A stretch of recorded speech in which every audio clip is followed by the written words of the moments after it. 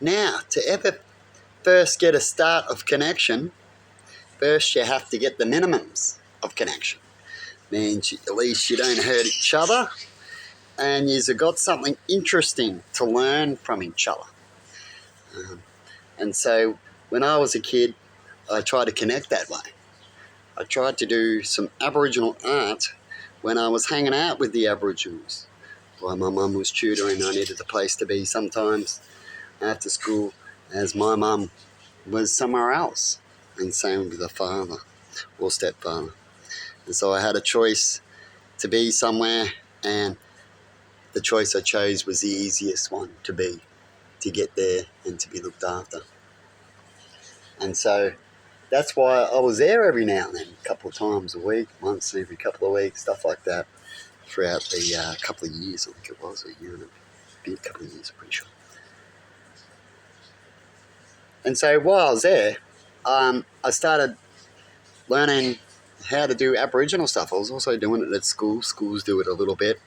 But I mainly did a lot of my Aboriginal thoughts there with them and did some paintings and stuff like that.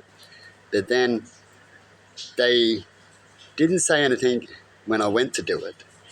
But then after I did it, I got comments about me doing it. Now, when you get comments like that, is that connection?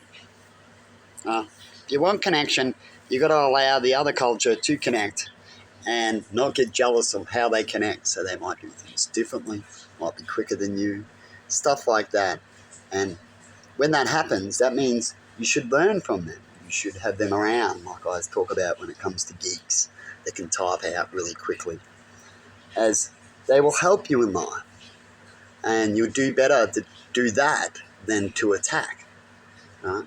As it only holds you back and allows more grudges and not proper thinking when you're in a grudge moment, right?